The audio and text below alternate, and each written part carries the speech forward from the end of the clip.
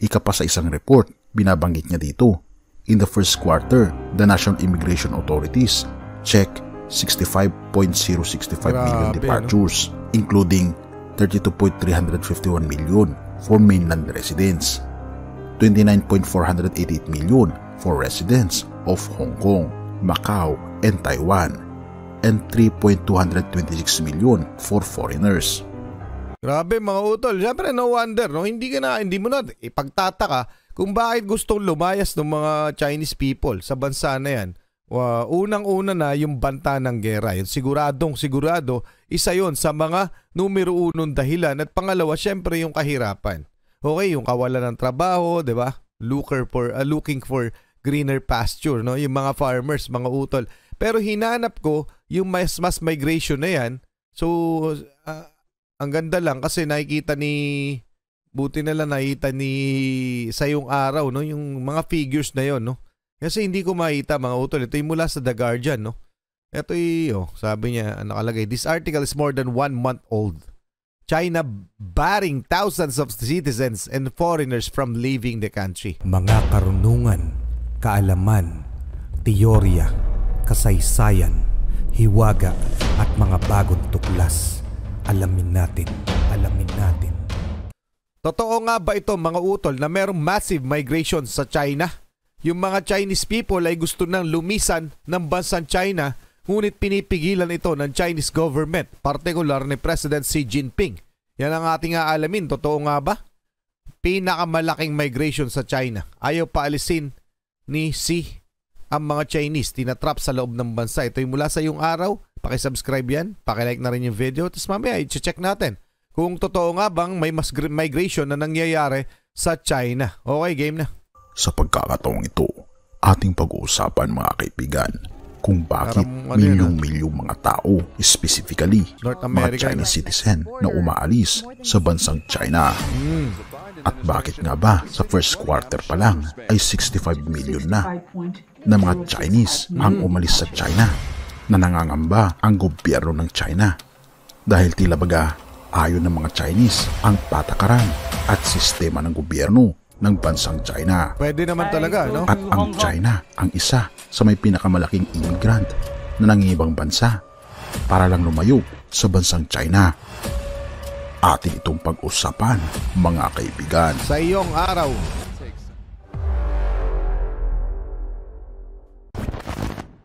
Ang Great Escape ay isang pamilyar na mga kwento na kung saan ay tumatakas ang mga mamamayan ng isang bansa upang makapunta sa ibang bansa na may mas magandang oportunidad. At ang karamihan na may kwento patungkol sa Great Escape ay ang North Korea, Russia, at mga komunistang countries sa bansang Europa. Pero ang nakapagtataka mga kaibigan, ang mayamang China ay napakarami palang mga tumatakas na mga Chinese na mga citizens para lang layuan ang bansang China. Katulad na lamang noong 1960s, napakarami mga Chinese people ang nagugutom ang pumunta ng Hong Kong para sa greener pasture, at sa loob ng 30 years mula 1960 ay umabot na ng 1 milyon ang mga tumakas na mga Chinese citizen palayo ng bansang China. Totoo naman mga utol, marami pa ring mga probinsya sa China ang dumaranas ng kahirapan. Okay, napakalaki ng bansang China mga utol, at yung mga probinsya nila ay hindi naman ganon kauunlad. Okay? So mga syudad nila, malamang, pero yung mga kung makakapasyal kayo sa mga probinsya sa China, talaga makikita rin ninyo talagang mahihirap din talaga yung mga tao doon. Okay, mga farmers, tuloy na natin. Dahil na rin sa kahirapan na mamuhay sa bansang ito. Una na dito ay ito ay komunistang country. Pangalawa ay dahil walang masyadong oportunidad sa mga tao mahihirap. Tama. Na lalo silang nagugutom dahil puro na lang pahirap ang nararanasan ng mga mamayan sa China. Ang isa pang katanungan dito, ang China ay mayaman na, ngunit bakit kaya hindi nila ma-retain ang mga tao na nandito sa loob ng China? Aminado tayo na ang bansang China noong unang panahon ay mahirap din na bansa na katulad din ng Pilipinas. Ngunit bakit na mayaman na ang bansa ay marami pa rin ang umaalis sa bansang China? Ayon sa United Nations, isang statistics ang nagpapakita na sa taong 2021 ay napakaraming mga refugees na mga Chinese sa iba't ibang parte ng mundo na umabot ng 118% globally. Ibig sabihin, sila ang mga Chinese people na walang tirahan na nakatira sa mga refugee center. Grabe, At no? ito ay umaabot ng 117,000 na mga Chinese. Ang mga refugees sa iba't ibang dako ng mundo. At makikita natin mga kaibigan na ito ay 8 beses na mas malaki kaysa sa huling leader ng bansang China na umupo noong 2012. Ibig sabihin, mas madami ang naghirap noong umupo na si President Xi Jinping bilang leader ng People's Republic of China. At ang Great Escape na ito mga kaibigan ay katulad ng pelikulang The Great Escape na kung saan tumatawid ang mga tao sa mga borders para lang makapunta sa ibang bansa. At ito ang nangyari mga kaibigan sa bansang China. At halos 6,500 na mga Chinese ang nahuhuli dahil sa illegal na pagkocross ng borders ng China. At ang kanilang rota ay gusto nilang pumunta ng bansang US. Dahil sa bansang US daw ay mayroong greener pasture na naghihintay para sa kanila. Siya nga pala mga kaibigan, kung nais nyo mag-donate sa ating channel, ay hinihikayat kita na sumali sa ating membership club Join na na kung kayo. saan mabe-benefit ka sa mga private chats, badges, gayon din makakatanggap ka ng ating free ebook na Steps to Christ. Ito ang isa sa mga pinakasikat na anti-stress na libro sa buong mundo ngayon. Salamat kaibigan sa inyong pagsuporta sa Yun. pag-join sa ating membership. Join na kay At sa balik yung tayo araw. sa ating topiko. At kung ating makikita mga kaibigan, ang mga immigrants ng bansang China ngayon, at ayon pa sa data patungkol sa pagko-cross country ng mga mamayan ng China sa ibang bansa, ay mapapansin natin mga kaibigan na napakaraming mga netizens ng bansang China ang nag-i-inquire patungkol sa pagpunta sa ibang bansa. Umaabot na ito ng halos 49,196,000 o umaabot mga kaibigan ng 150% ang mga gustong umalis ng bansang China. Ayan mga utol, no? So hindi ko nakita yung figure na pinapakita niya, no? Pero malamang sa malamang kasi syempre may napipintong gera eh. Yung tensyon ng US at ng China, dun pa lang kahit na kung ikay ordinary citizen, eh talagang gugustuhin mong lumayas sa bansa na yan dahil nangyari na nga sa Ukraine at sa Russia, 'di ba? Eh meron nang nakaambang gera. Syempre kung ikaw may pera pa naman na citizen ng China, syempre ayaw mo rin ng masangkot sa gulo o maiwan doon habang nagkakagulo. Kaya siguro pinipili ng mga tao na umalis na lang ng bansa. Okay? So yun lang naman ang magiging reason kung bakit gugustuhin ng mga tao na umalis sa bansa nila pag masyado na magulo. So 'di ba, ang dami na nangyari sa Sudan, yung mga tao doon kawawa. So nagsisilayasan na sila sa Ukraine. Napakarami nang lumikas doon mga utol at nagpunta sila sa Poland at sa iba't ibang bansa na kalapit nila. So kumbaga, hindi na yan magiging bago sa pandinig natin kung sakaling gugustuhin ng mga Chinese people na umalis sa kanilang bansa kasi nga meron ang banta na ng gera doon sa lugar na yan. Di ba mga utol? Pero nung masasabi nyo, pa-comment na lang mamaya, check natin kung ano yung nakita ko na tungkol dito sa mass migration ng China. Okay, tuloy na natin. At ito ay nakakagulat para sa bansang China na ubod naman ng yaman na sinasabi nila. At makikita natin dito sa WeChat, requirements for moving to Canada ay umaabot mga kaibigan ng 2,846% na pag-angat ng paghahanap sa mga websites. At yung pagtaas mga kaibigan ng where to go overseas ay umaabot na ng 2,455%. At makikita natin mga kaibigan ang pagtaas ng mga citizens na gustong umalis ng China ay makikita natin sa chart ay ang bansang Shanghai, Tianjin at Guangdong. At ang top 3 na pinakagustong puntahan ng mga Chinese ay ang bansang United States, Canada at Australia. Ika pa sa isang report, binabanggit niya dito, in the first quarter, the National Immigration Authorities checked 65.065 million Grabe, departures, including 32.351 million for mainland residents, 29.488 million for residents of Hong Kong, Macau, and Taiwan, and 3.226 million for foreigners. Grabe mga utol. Siyempre no wonder, no? Hindi mo na ipagtataka kung bakit gustong lumayas ng mga Chinese people sa bansa na yan.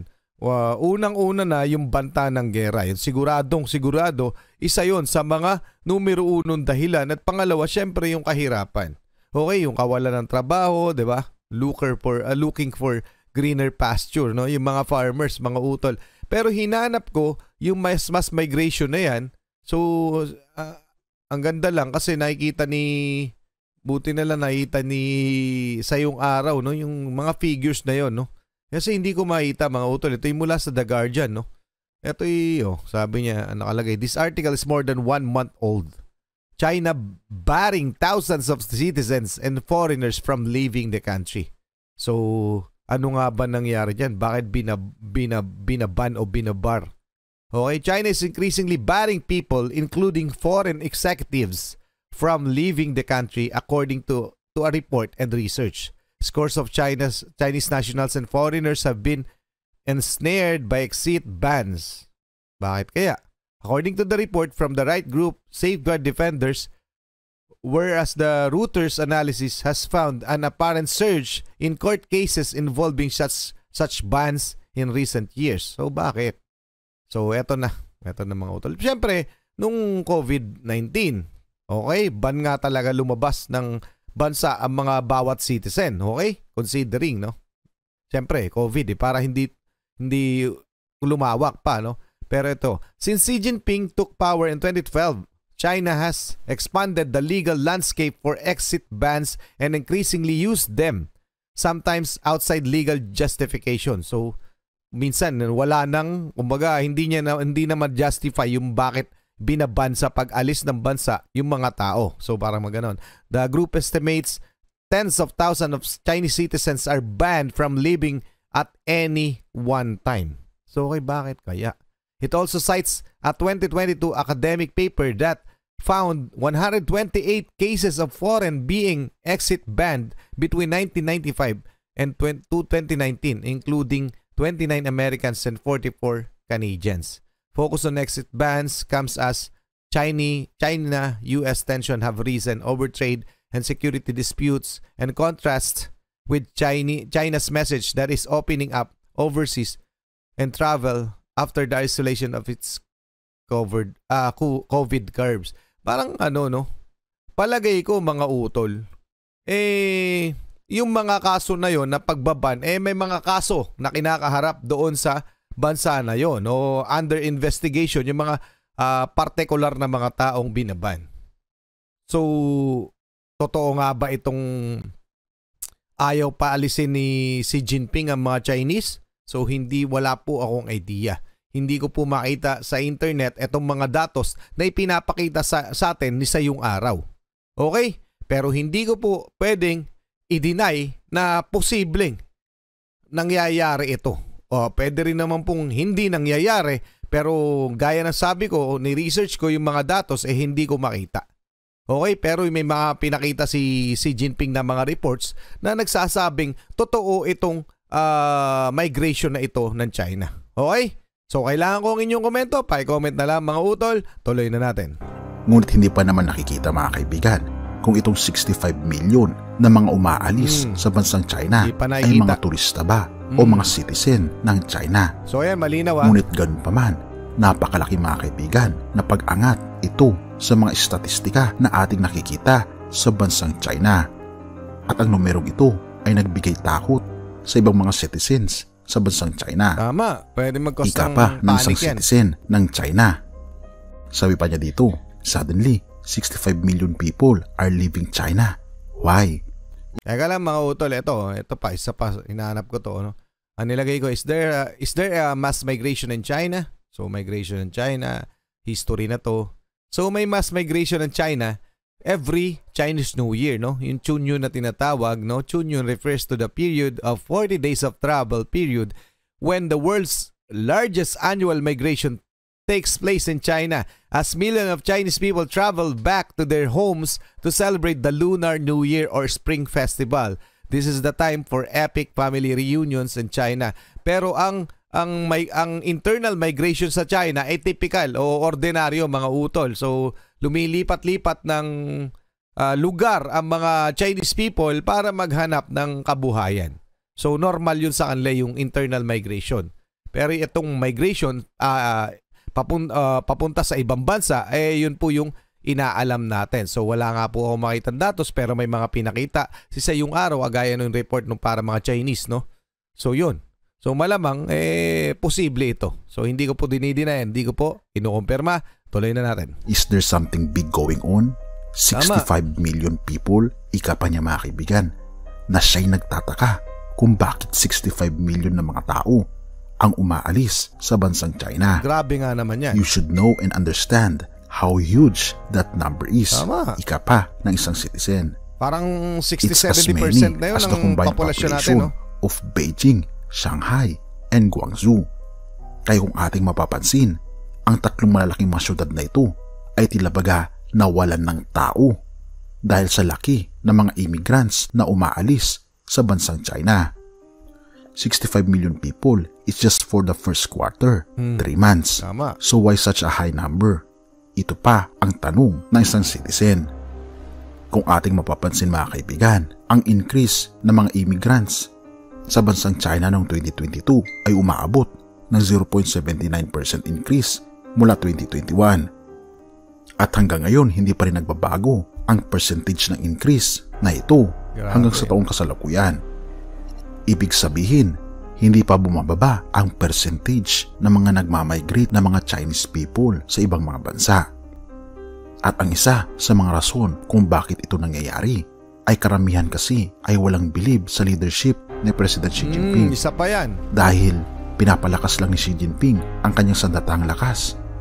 Ngunit hindi niya talaga napapalakas ang mga mahihirap na mga mamayan ng bansang China at hindi fair ang trato sa mga mahihirap at sa mga mayayaman sa bansang Mga ito. utol. Kaya naman naghahanap ang maraming mga Chinese sa ibang bansa ng ibang opportunity dahil mas gusto nila ang patakaran ng mga gobyerno na hindi komunista.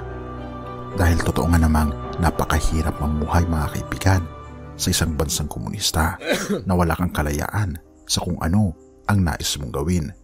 Walang kalayaan sa relihiyon, walang kalayaan sa pananampalataya, at walang kalayaan sa mga gustuhin mong gawin para maitaguyod ang iyong pamilya. Alam mga utol, yun naman rin ang palagay ko yun naman talaga sa lahat na sa tao, yun na talaga ang pinaka-common na dahilan kung bakit lalayas ka o aalis ka sa kinalakihan mong lugar o sa iyong tahanan at pupunta ka sa ibang lugar. Dahil sa oportunidad. Naghahanap ka ng panibagong oportunidad o mas magandang oportunidad para sa sarili mo at para sa pamilya mo. Yun naman talaga numero unong dahilan. Siyempre, kasama na dyan sa mga dahilan na yan yung pangit na pamamalakad ng gobyerno, diba? Yung pang napipintong gera, walang hanap buhay. So maraming mga factors na to consider para umalis ang isang tao sa kinalakihan niyang lugar. Diba? Tama mga utol? Pero yun nga, kung hindi nga sila tiwala sa kanilang pangulo, malamang ganun ang mangyayari. So, tsaka natatakot rin siyempre yung ibang citizen dahil nga may nakaambang gera. Anyway, mga utol, kailangan kong inyong komento, titigil na muna natin hanggang doon. Maraming salamat sa iyong araw. Maraming salamat sa inyo mga utol. Muli ako si Target Achilles and we have the Real South Pride Production. Ako ay nagpapasalamat sa inyong walang sawang pagsuporta. Huwag niyo kakalimutang i-follow ang ating Facebook page, Alamin Natin PH. Mga utol, hanggang doon lang muna. Kayo mag-iingat, keep safe, God bless at saludo po ako sa inyong lahat. Huwag niyo kakalimutan mag-iwan ng komento.